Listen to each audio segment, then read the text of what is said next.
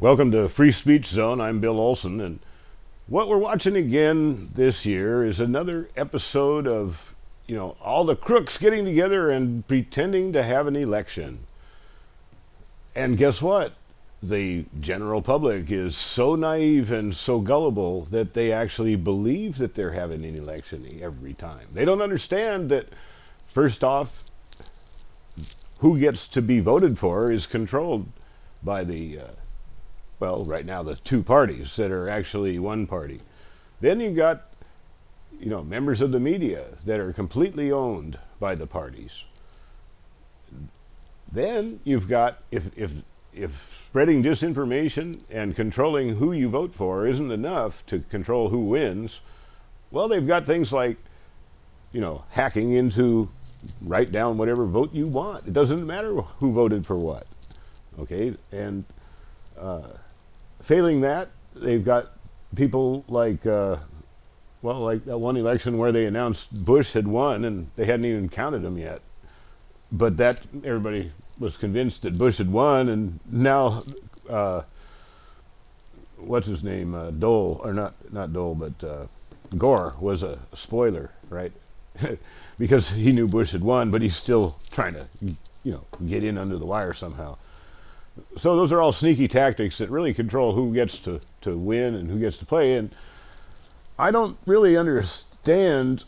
Well, I mean, look, they just announced that the Attorney General is looking into the emails of the criminal mishandling of emails by Hillary Clinton. And it's obvious that she violated the law.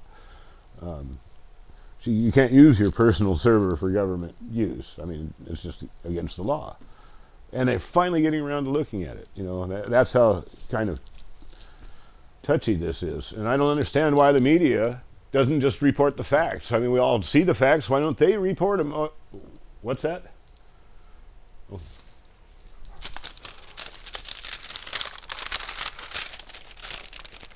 Oh, this just in.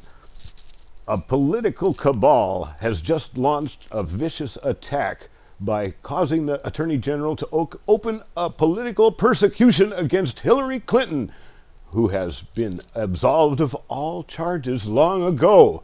This is nothing more than pure and simple partisan politics, and Hillary is innocent.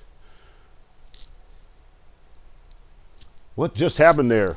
Some magical thing just switched me around. What was it? Oh, maybe there's some magical properties to this stuff.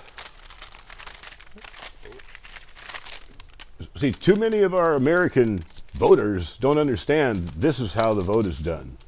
And you never get to vote. Well, you can consider it a vote.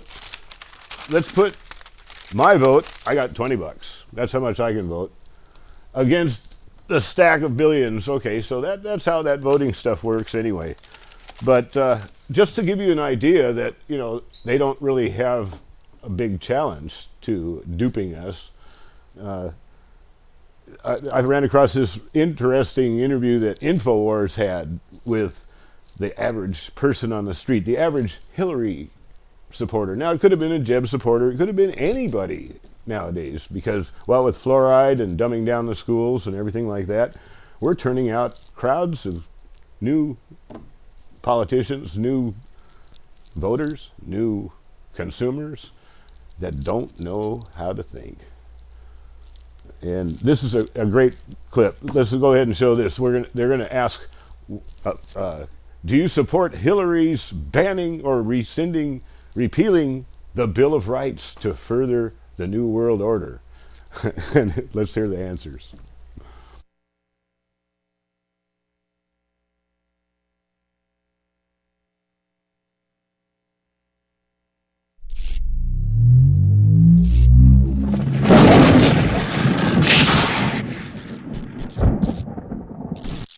As Alex was pointing out, we had this report from Mark Dice talking to people in California about the Bill of Rights.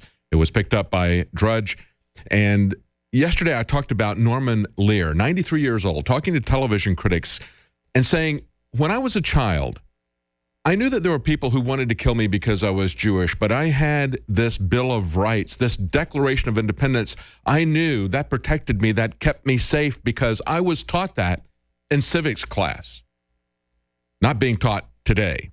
And, of course, he knows that as well as we know that. Look at these adults, as Mark Dice asked them if they'll repeal the Bill of Rights for Hillary Clinton.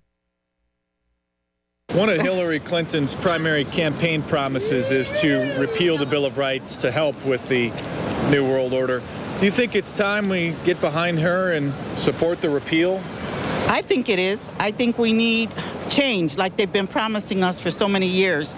I think it's time to get behind Hillary Clinton and do support her repeal the Bill of Rights. Yes, I really do. They're just too old. I think 200 years old. You can't have the rules of yesteryear now. Those freedoms are just so outdated. It's so much has changed. So much has changed. People have changed. There's just we live in a different world now. We were just checking to see if the Hillary Clinton supporters support the plan to repeal the Bill of Rights. I support it. You support I the support repeal it. of the Bill of Rights. Okay. I sure do.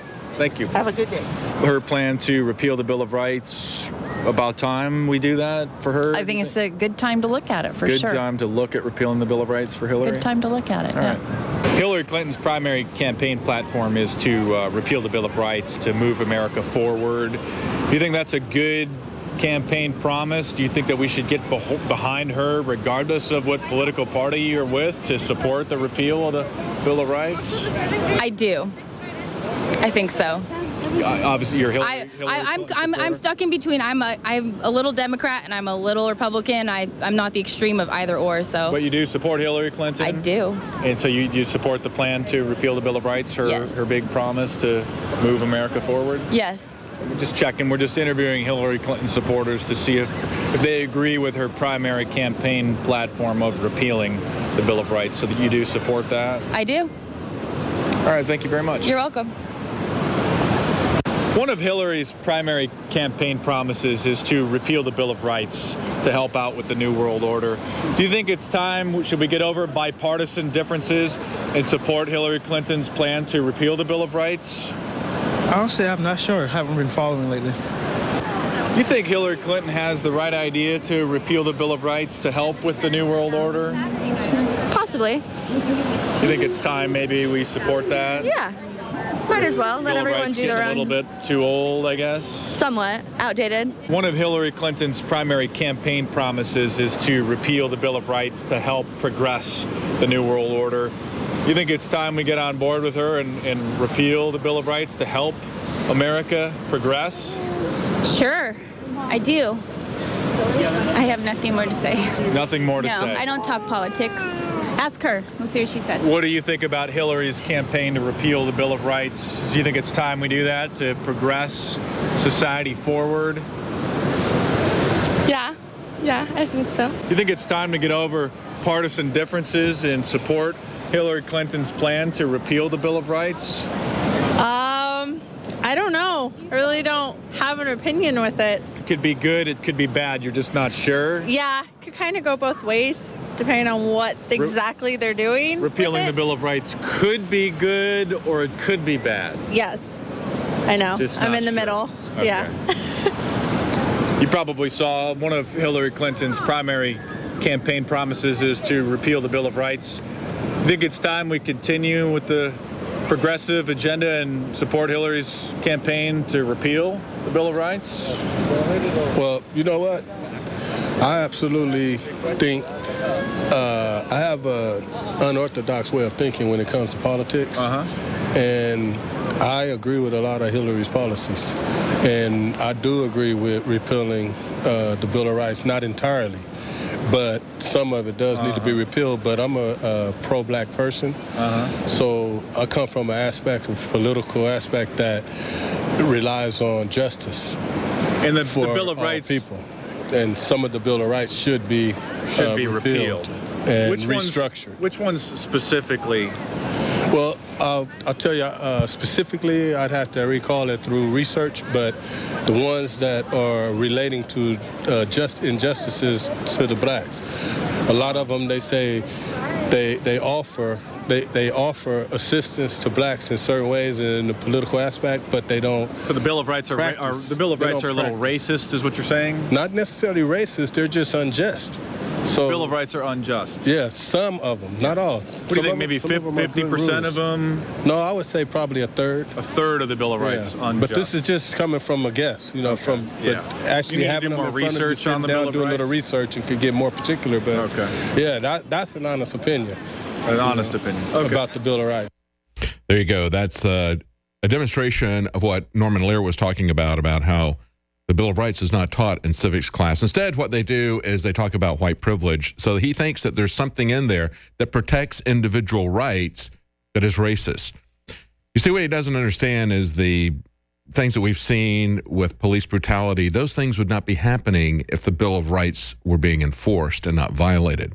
But of course, it's not just Hillary Clinton, it's Republicans as well. Hillary would repeal the Second Amendment, as would most Democrats. And as that man was saying, well, let's just go in there selectively, take things out here and there, you know, because Marco Rubio, he would repeal the Fourth Amendment about searches and seizures because the NSA wants to look at what you're doing. Of course, Lindsey Graham has said, in contrast to the Sixth Amendment, shut up, you don't get a lawyer.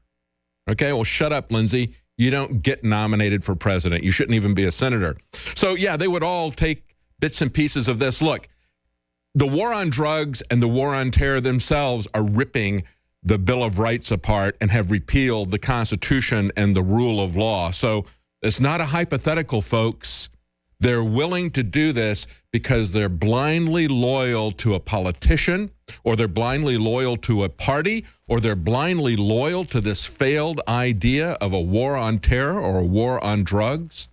They get behind these concepts and they will rip apart the rule of law, destroying everything, going all the way back to the Magna Carta, the idea that we should be presumed innocent until we are found guilty, that we would not have inordinate crime, punishment put against us, that we would have some real right to privacy, not just the right to privacy in terms of killing your children. That's not a real right to privacy. They don't fundamentally believe any of that. They don't believe we should have a choice about anything either. The same people who say that they're championing pro-choice are the same ones who want to force vaccines on us. They want to take away our informed consent. So yeah, that's the world that we live in here in America.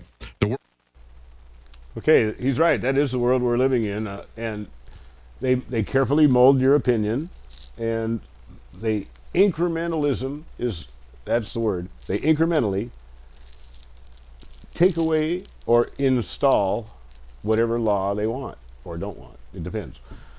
In other words, little by little, they get away with it, and once it's done, it doesn't ever get undone. I mean, for instance, the Patriot Act should have been repealed immediately as soon as people found out that, false pretenses. But, I digress. The point is, part of this incrementalism involved 9/11. I mean, the ability for us to accept 9/11 on the face value of what our government told us, that 19 Arab hijackers were so clever they defeated $1 billion defense industry at will 4 times in one day. Yeah, that's believable. And then let's just put it this way. There are all kinds of whistleblowers. People say, why hasn't someone come forward? Well, dozens and dozens and dozens of people have come forward. But the question really should be is, why is the media withholding that information from you?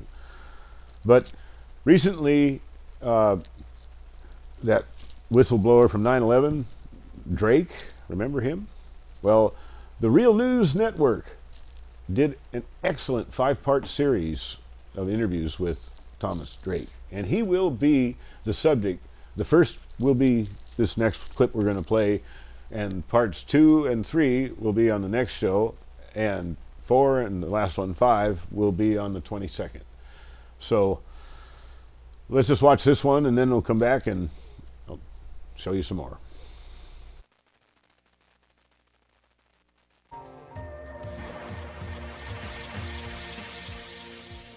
Welcome to Reality Asserts Itself on the Real News Network. I'm Paul Jay, the man who knew too much. That's Thomas Drake. Thomas Drake was in the Air Force, he was in the NSA, and for many years, in and out of various parts of the American national security state, both in public service and in the private sector. I say the man who knew too much, but he's also the man who saw and spoke internally to begin with. He raised objections to the NSA having knowledge about 9/11 and not making use of that knowledge to prevent 9/11. He went public eventually, but first anonymously, on a mass surveillance program that he thought violated the Fourth Amendment. He went public eventually, but first within all due internal process, on what he thought was a waste of multi-billion-dollar program that had been created for mass surveillance. So not only did it violate the Fourth Amendment, it also was a big boondoggle. The man who knew too much now joins us in the studio. Thanks for joining us, Thomas. Thanks for having me. So just quickly, Thomas is a former senior executive of the U.S. National Security Agency. He's a decorated United States Air Force and United States Navy veteran. And as I said, he's a whistleblower. He's a whistleblower who was indicted. Didn't go to jail, but you came pretty close. First of all, in Reality Asserts Itself, as most of our viewers know, I usually start with a personal backstory. We're gonna get there, but we're not gonna quite start there. For people who don't know your case, kind of just quickly, why did they go after you? They went after me because I knew too much about several things, and I shared it within channels and ultimately went to the press anonymously, and over the course of a number of years. But I was confronted by the dark side shortly after 9/11. So the first thing was the secret surveillance programs that were put into place as a result of 9/11 and unleashed on the petri dish called the United States of America, turning the United States of America into the equivalent of a foreign nation for dragnet electronic surveillance. To this day, we still don't know the full extent. And we're going to dig into all this. And then there was also the 9/11 knowledge, what NSA actually knew, what they should have known, what they didn't share, what they kept hidden, and information that they never even discovered until later. But you said that if it had been acted on, it might have been that information might have led to preventing the 9/11 events. Well, I consider NSA quite culpable. In fact, we'll get into the details as to why, but extraordinarily culpable, and they've been covering up their culpability ever since. What happened is I ended up speaking truth to power, starting with NSA, and they didn't like that. And I ultimately became a material witness in several government investigations, including 2 9/11 congressional investigations, a Department of Defense Office of Inspector General audit and investigation. And the long story short, after significant reprisal and retaliation, the New York Times article comes out in December 2005, revealing for the first time publicly the existence of the so-called terror surveillance program. It was not known as that. It was a convenient cover. That caused a huge stir at NSA and within the Department of Justice. They referred it to the Department of Justice for criminal investigation, and I was put on a target list shortly thereafter. And I ended up being summarily visited by the FBI in November 2007 when they raided my house and raided my office down at the National Defense University. And then, long story short, in April of 2010, I was very publicly indicted on a 10 felony count indictment, 5 under the Espionage Act, facing 35 years in prison. Fortunately, I'm sitting in front of you as a free human being. I never did end up in prison, never did end up paying a fine. Okay, and we're going to get to that story. We were chatting quite a bit off camera before we started the interview, and you repeated several times the phrase that you feel burdened by history. What do you mean? I'm extraordinarily burdened by history. It's the what ifs. It's the dirty knowledge I had about secret surveillance. It's the dirty knowledge about critical intelligence the NSA actually had prior to 9/11 that was not shared properly with national command authorities, as we call them. They could have stopped 9/11 all by itself, just from the NSA intelligence. Never mind CIA or FBI. It was a systemic failure. I'm burdened by the massive multi-billion-dollar fraud on an extraordinary scale. The response to the failure of the government to provide for the common defense was, let's just spend a lot more money because we're too big to fail. I'm burdened by the mass surveillance regime that was put into place in the deepest of secrecy. All of this I'm burdened by, and it's all going on 14 years now. I looked into Pandora's box, and it was very, very dark, and the abyss looked back at me.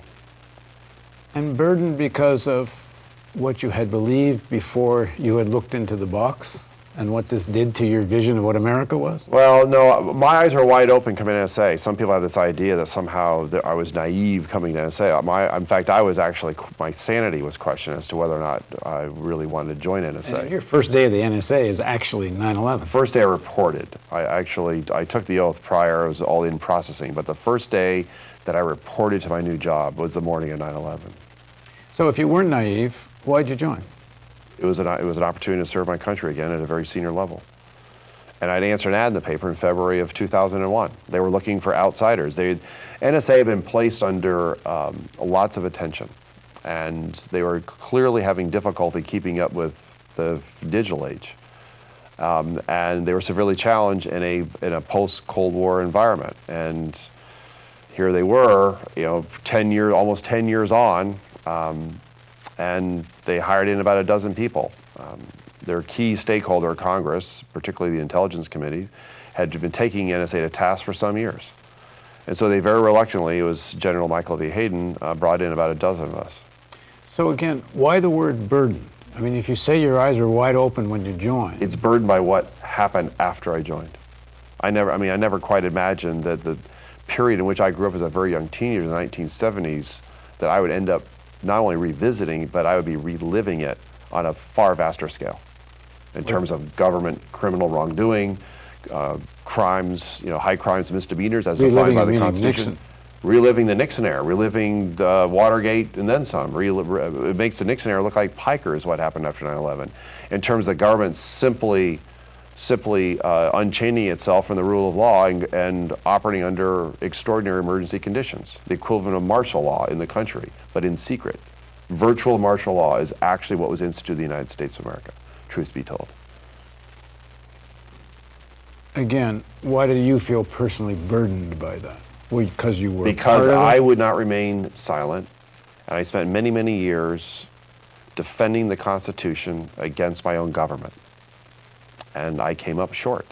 I was unable, with others. It wasn't just me, it was many others as well, who raised serious questions about what we were doing. But I've confronted all this early on. Within days and weeks of 9/11, I was confronted by the specter of Pandora's box opened up. For example? Well, I found out within days that an oral decision had been, an oral authority had been given by verbal authority from the White House authorizing NSA to start spying on the U.S. on an extraordinary scale, starting with phone numbers and special arrangements with certain telephone companies, starting with AT&T. And I remember, we may get into more details on this, but I confronted the lead attorney. Within days of 9/11. Within days, a verbal authorization was granted. Is that NSA. possible that that decision can be made so quickly and not had been thought about before 9/11? Yes. As one of the attorneys that I confronted told me, you don't understand, Mr. Drake. We live in exigent conditions. All means necessary apply. I said, including breaking the law and you don't understand. Do you think there was some kind of plan in place prior to 9/11 for such a thing? I would say a plan. I think Cheney was looking for an excuse to reassert the imperial presidency. He always thought that Nixon had gotten a raw deal in terms of history, and here was his moment. He was ascendant. He was the shadow president. He was been handed the national security portfolio by Bush. 9/11 was a convenient crisis in which to implement unitary executive authority. Let's just say it that way. And we're going to get into a whole segment about 9/11 and how this crisis comes to be. So you're staring at the Pandora's box. What do you do? I'm not the one who made decisions, but I now have the dirty knowledge. So I decided that I could not remain silent. If I remained silent, I'd be an accessory to a crime. I was eyewitness to the subversion of the Constitution. I took an oath to that Constitution, and I was going to hold true faith and allegiance to the same. I didn't take an oath to the president. I didn't take an oath to secrecy. I didn't take an oath to anything else other than defending and supporting the Constitution against all enemies, foreign and domestic. Well, why didn't you buy the narrative that this was an extraordinary moment? America was under attack. Because we had failed the nation. Under the preamble of the Constitution, we had not provided for the common defense. But instead of actually acknowledging that failure, NSA and others took it as a huge opportunity. And as Rahm Emanuel is so famously said, never let a good crisis go to waste. And clearly, they were not going to let this crisis go to waste. But there's dark history here. None of this should have happened. And I'm eyewitness to a number of events that took place prior to 9/11 in which the alarm bells have been going off for many, many years. For example? Including my own experience as a reserve intel officer in the Navy down at the Pentagon. Start there. Well, I was on the terrorism desk for 18 months. I was there when they tried to drop the... What year were you in? What year? That was the 93, 94 timeframe. I was there when they tried to drop the World Trade Center towers the first time with truck bombs. And we were sending out reports. And I remember the senior intelligence officer, right, the J2, who reports to the Joint Chiefs of Staff, coming down to the Alert Center, the National Military Joint Intelligence Center, saying, yeah, I'm seeing all the reports, but who cares? Right, about some raghead in the desert. Literally said that. Who cares? Not understanding in 93 how serious they were about sending a message. We knew then that they wanted to demonstrate their, let's just say, their beef with the West by attacking Western landmarks. We sent out reports then that they're going to come back. And they came back, okay? This is part of the burden, this burden that we just failed the nation. Not only were 3,000 people murdered, and hundreds of foreigners were murdered that day as well on 9/11. That all burdens me, okay? Because it's the what if for me.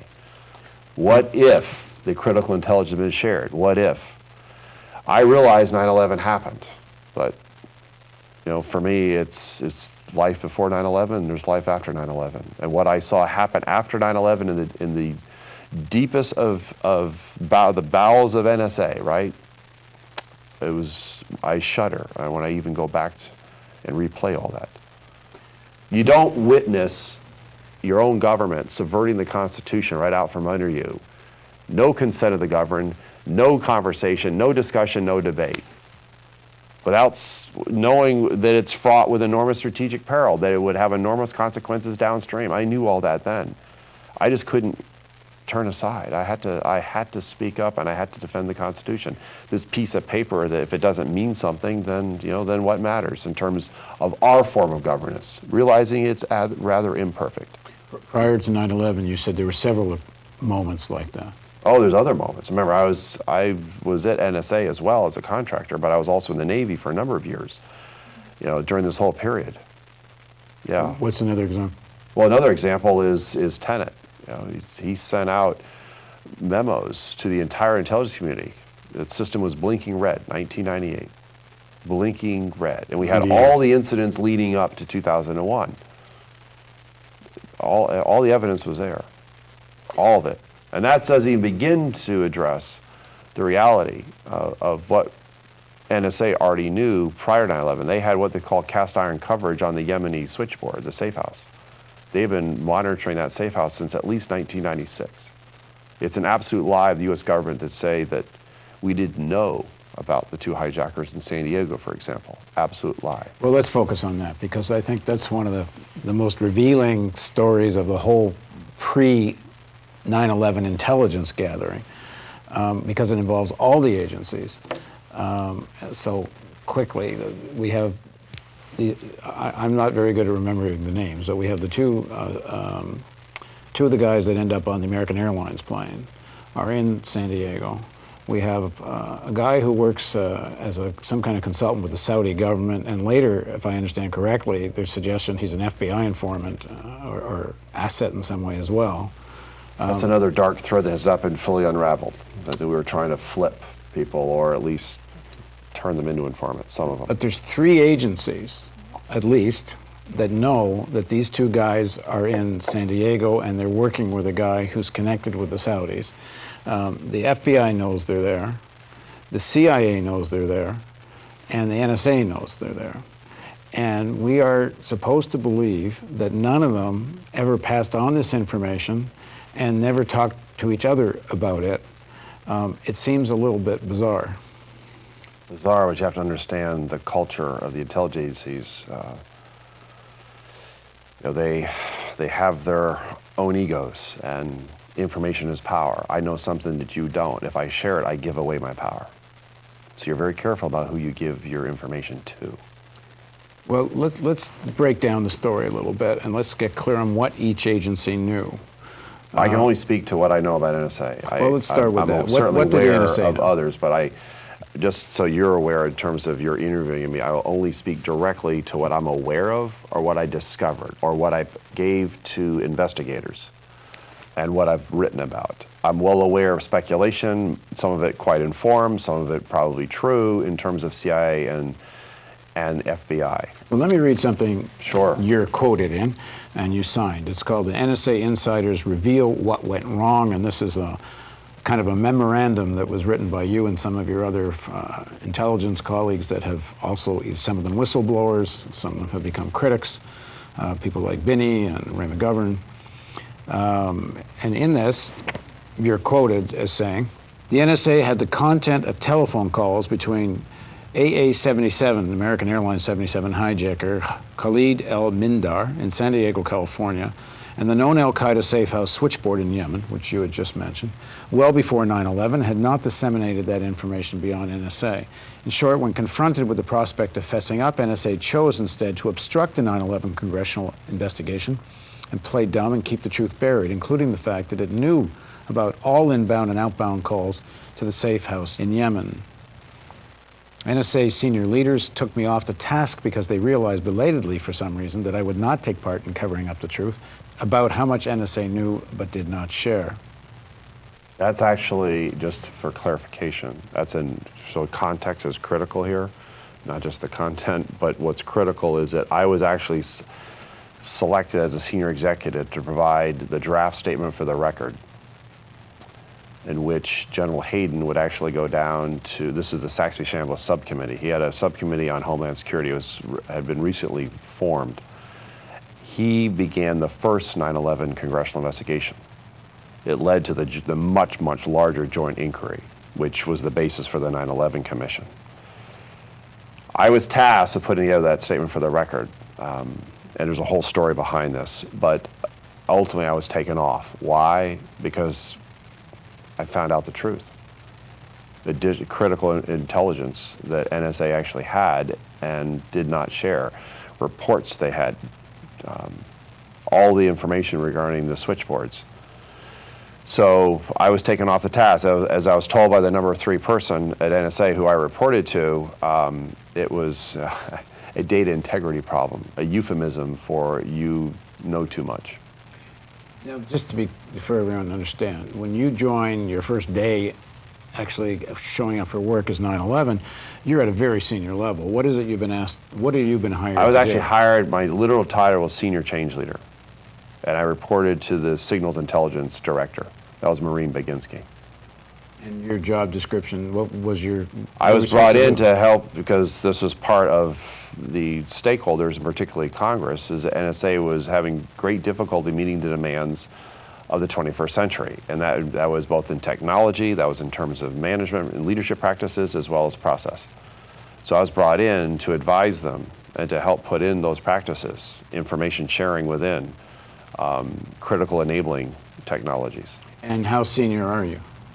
In the hierarchy, where are you I was at the second tier level. I'm reporting to the number 3, and only above that's deputy director and director. Hayden. That's right. And Bill Black was the then deputy director. So when you say there was evidence about San Diego, NSA had these phone calls back to the al-Qaeda, what was known to be an al-Qaeda switchboard in Yemen. NSA were listening to these calls and don't share it. How do you know they don't share it? Because I know that from what I was found out during the course of my time there in the months after 9/11. There's no evidence at all that it was shared with any of the normal authorities. Well, there was a back channel. There was a back channel that was created with Cheney after 9/11. But we're talking about the intelligence prior to 9/11, and NSA had what they call cast iron coverage on the Yemeni safe house, which means essentially it's 24/7, 365. No matter what call is made into that switchboard, it is not only is it recorded, it's the content is also kept as well. And any number coming in, even if it's from the United States, you're going to know about it. And under the Foreign Intelligence Surveillance Act, if you believe that it rises to the level of somebody in the United States, even if they're a resident alien or legal or not, but resident alien, defined as U.S. part of the U.S. person, you then can get the warrant from the secret court and listen in. So if you're saying it wasn't shared, Richard Clark, who was the chief terrorism czar, who under Clinton at cabinet level, and I always have said this many times in interviews on The Real News, it's rather interesting that one of the first early things that happens is after George Tenet, head of the CIA, tells George Bush in the first security briefing the #1 threat to the United States is Al-Qaeda and bin Laden, you then demote your national security guy. It wasn't a priority, I have to say that. It was not considered a strategic priority. The fact the NSA itself didn't consider counterterrorism a strategic priority, it wasn't a focus of their attention. It really wasn't. That's part of the bubble I keep trying to pop, this idea that somehow the United States, in spite of the Tenet memos, the system as a whole simply was not paying much attention to it. Well, let me tell you what Richard Clark says.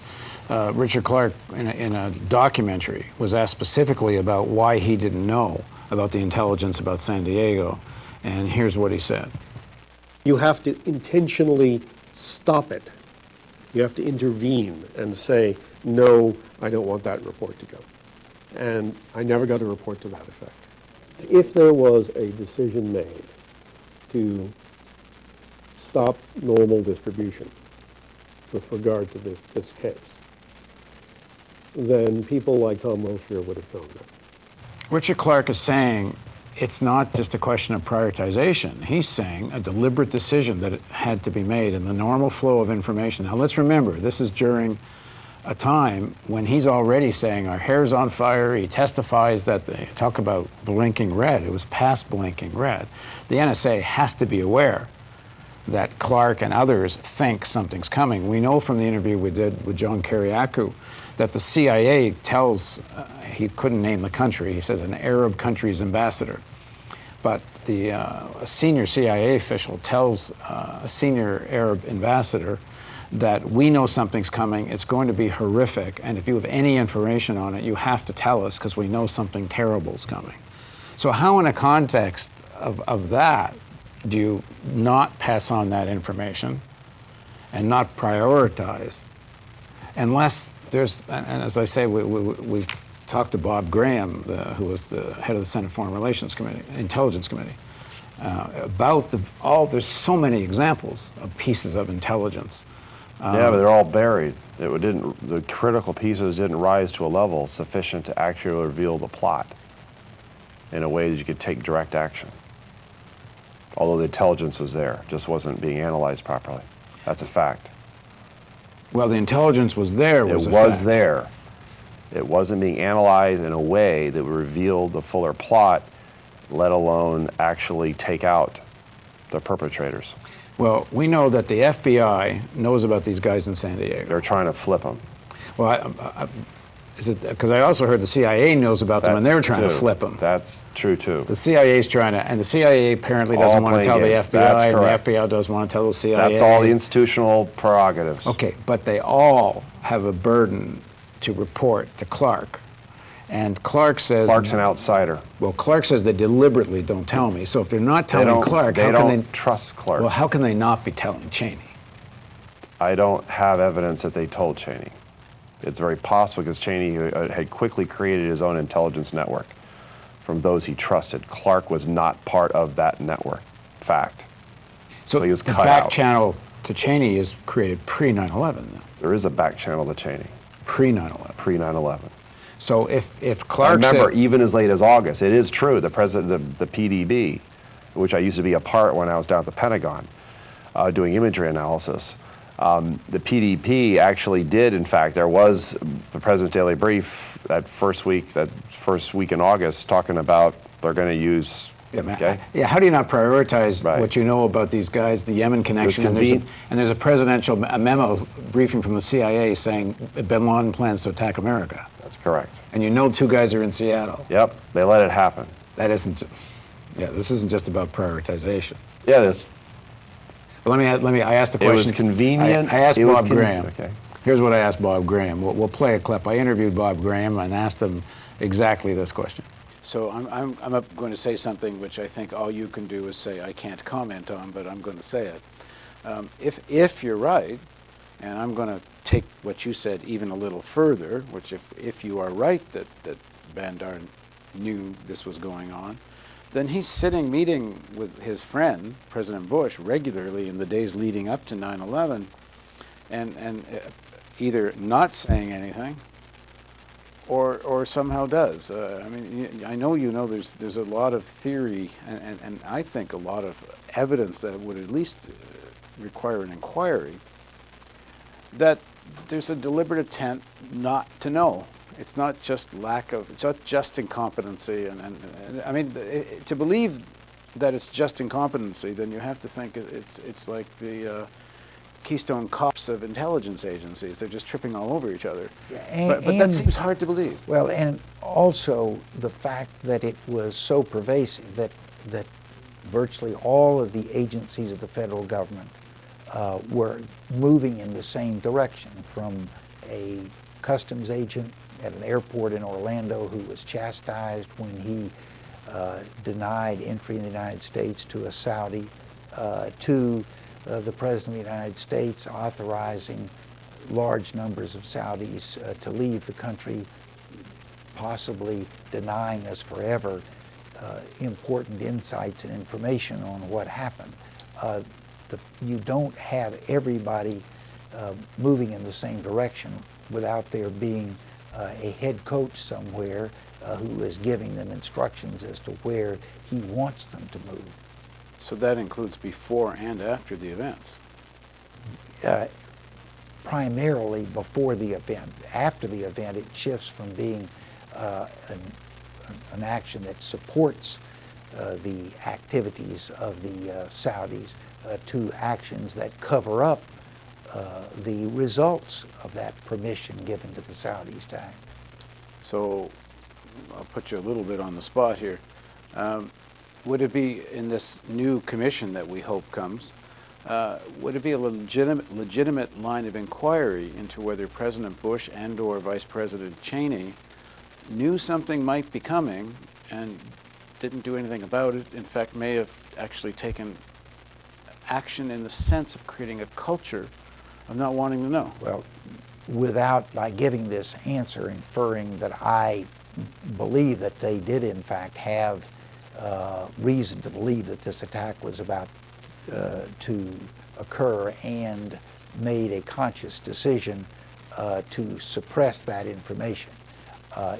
If there were any evidence, and to my knowledge there is none, of course that would be a line of inquiry that would be central to answering the question of what was the Saudis' role and why did the United States cover it up? Look, we had known since 1998, with all the intervening terrorist incidents. You had the Khobar Towers, you had the embassy, you had the Cole, you had a number of other incidents as well, clearly all part of the pattern. And it was clear even in intelligence there was something else that was even bigger. So it's not like this was not known. It was even known that it could be something in terms of a significant landmark or landmarks. Well, based on some reporting by Jason Leopold, and it was also known. It could have been the Twin. There's actually thought it might be the Twin Towers. Yeah, but remember, this is part of the burden. I was there literally when they had tried to drop the World Trade Center towers the first time. So part of the fear was that they would come back using something different. We also knew about the Bohica. This is that plot during the mid-90s about blowing up airliners over the Pacific. This idea that, that Condi Rice postulates that no one could have imagined, it was well imagined, is that you use airplanes as missiles. All known. And I'm not even addressing what you already touched on some of it. My fellow whistleblower FBI, Colleen Rowley, right? The famous, what became the famous, infamous letter that she sent to the director of the FBI and testified before the Judiciary Committee. Yeah, it was known that there were guys in Minneapolis learning how to take off, and they don't want to learn how to land. That's correct. And they can't get a warrant to get to the guy's computer. Yes. All of a sudden, the FBI is so worried about getting to the constitutional rights to get to somebody's computer. Yeah. There's so many examples like this. There's a number of examples. I agree. Okay, well, we're going to continue this where I'm going to ask, you joined the NSA, you said, to defend your country. And then off camera, you told me, but... Well, I joined, I say defend my country. I had served in the Air Force during the Cold War. Okay, I flew in RC-135s. I listening in on the Warsaw Pact. I became the target country in which I became an expert as a cryptolinguist was East Germany. Okay, so I'm certainly well aware of what a surveillance police state looks like and sounds like. Okay? You don't listen in on those type of communications year after year without it affecting you in terms of what does that mean, right? And why it's important not to go in that direction. So I had served in the Air Force. I actually had a short stint at the CIA, and then I had been at the Navy for a number of years. All right, I'm going to stop you, because this is where we're going to pick up in the next segment. Because we're going to get to how you go from there, from the Navy, and from fighting for your country, and I assume, believing most of the narrative that supports all of that. Actually not, but that's part of the deeper story. All right, well, we're going to get there. So please join us for the next segment of our interview on the Real News Network. We will cover all of that. We'll have the next 4 sections on the next 2 shows.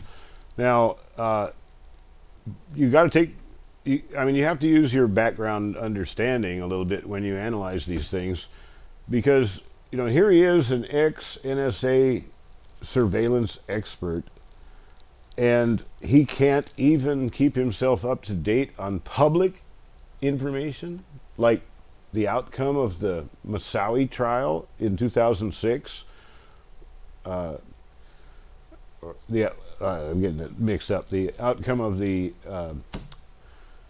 maybe that was Moussaoui. Anyway, 1993. Here's the error that I picked up on in the narration that he gave. 1993 was the first World Trade Center bombing, and it was proven in court that it was an FBI plot, FBI explosives. Even the man organizing it, let's see, Moussaoui? I can't remember exactly, but anyway, he was smart enough to record the FBI when they told him, he called up and said, "Hey, these are real explosives. I thought we were making a phony bomb." And he was told, "No, let it go." Okay, so in this last narrative, he was saying that they didn't want the people that did 1993 to come back and do it again. Well, it turns out they did. He meant the Arabs. But no, it was the FBI, and it turns out that this was an inside job. 9/11 was an inside job. Okay, well, anyway, the big problem that we're having here is the United States is the biggest empire the world's ever seen, bar none. We have our control in every single country, every single corporation, every single news, everywhere on the planet. And that's part of the problem. Now, Canada, you don't think of as a dictatorship. You don't think of Canada as, a tin pot dictatorship. Well, here's James Corbett to tell you differently. And then we'll be back next week.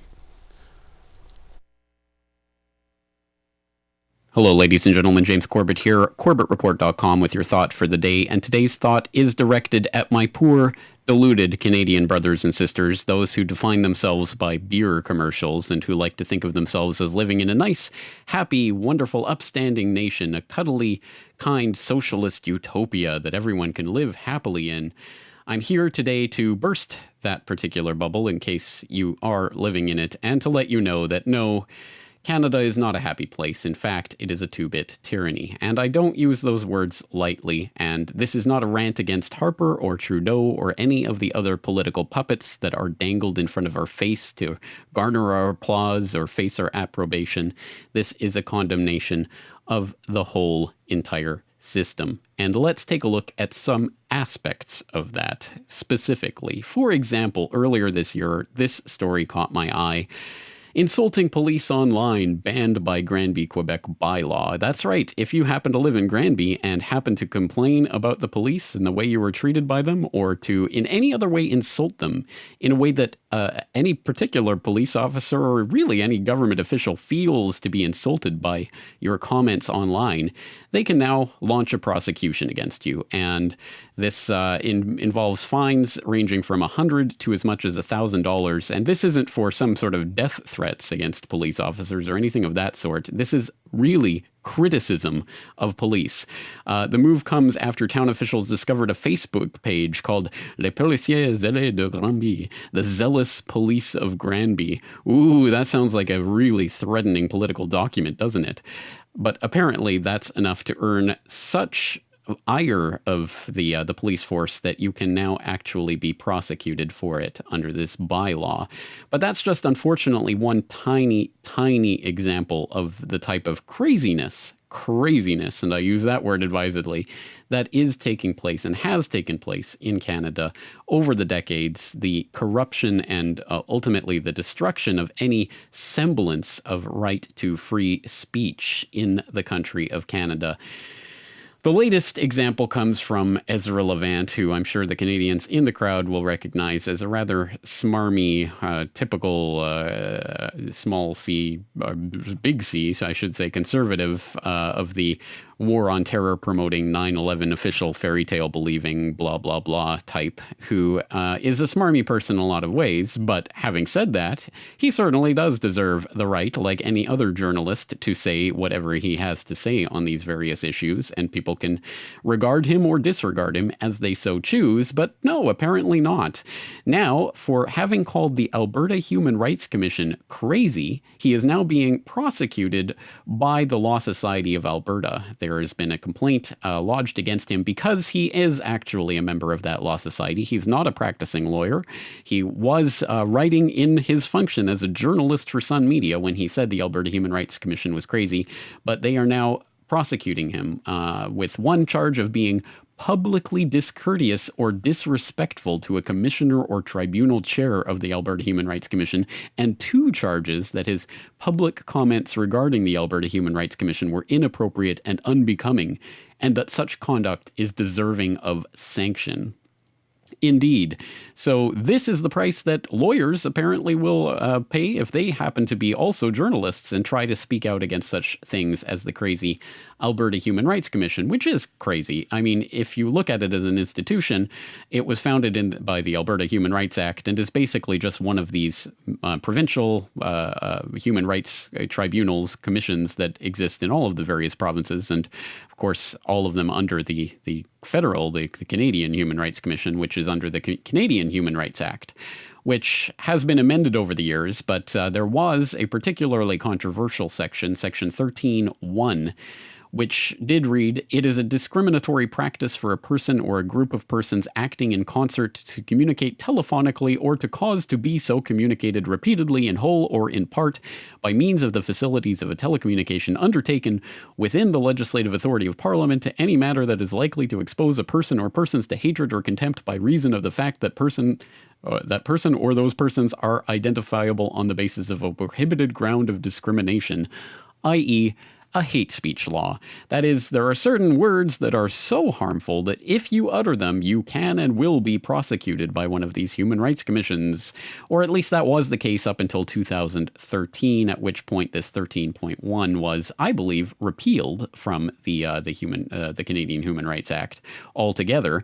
That does not mean there is not still human rights in the criminal code, but at any rate, this Human Rights Act does no longer include that 13.1 because there were a number of very high-profile cases that were very ridiculous of people bringing charges against even news media for daring to report on various things. And yes, it may have been Maclean's magazine reporting on the war on terror and all of that being subject to a claim by the Canadian Islamic Council or something of that nature, claiming that this was a violation of the 13.1 because it constituted hate speech against Muslims. Muslims. Well, again, of course, the fairy tale of the war on terror is something that should be disputed wholeheartedly, but not through the courts and not in that manner. Freedom of speech is something that, well, is one of the ideals that's enshrined in the Canadian Charter of Rights and Freedoms. Look at all the beautiful rights and freedoms enshrined here. Freedom of conscience and religion, freedom of thought, belief, opinion, and expression, including freedom of the press and other media of communication, freedom of peaceful assembly, freedom of association. All of these wonderful, nice, fuzzy, wuzzy, wonderful freedoms that are granted by the Canadian Charter of Rights and Freedoms. Except, you might have noticed there's an interesting little clause here. The United Nations Charter of Rights and Freedoms puts it at the end. The Canadian Charter puts it right at the beginning. It's interesting. The Canadian Charter of Rights and Freedoms guarantees the rights and freedoms set out in it, subject only to such reasonable limits prescribed by law as can be demonstrably justified in a free and democratic society, i.e., the government can repeal whatever of these wonderful rights and freedoms they want to at any time through legislation by simply declaring it to be reasonable, and of course the courts going along with it. And that has and does continue to happen. That's how there can be such thing as hate speech laws in the criminal code, despite the fact that you are guaranteed freedom of thought, belief, opinion, and expression. Well, no, you are not actually guaranteed those things, as it was demonstrated quite amply during the G20 protests in Toronto, where they simply declared, well, you don't have Canadian Charter rights in this particular location because this isn't Canada anymore. Yeah. You haven't opened up your bag. Take off. In Canada, that's something that's wrong. This ain't Canada right now. Right? This is in Canada right now? No, wow.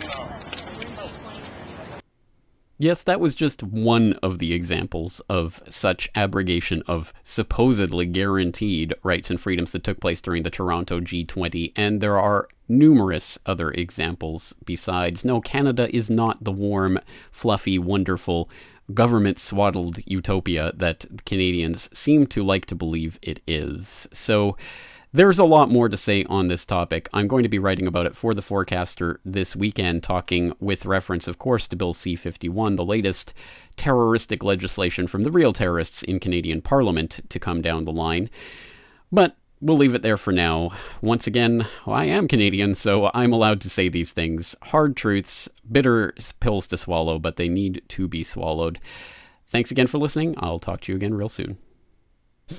Well, one's a hold and one's a Yeah, somebody hit busy all. That's what you use if you're having a contest so nobody calls in early. Welcome back to the real. It's been a crazy 6 months in climate change or weather. Am I up yet? Oh, I am. Smashing all previous records globally. Okay. June was the hottest it has ever been, and 2015 is on track to be the hottest year since global record-keeping began in 1880. Be sure to watch the next two shows because the Drake interviews are very, very good. And if you want some extracurricular activity, go watch the Chris Hedges ones that you can find on Accountability for Revolution or whatever it is.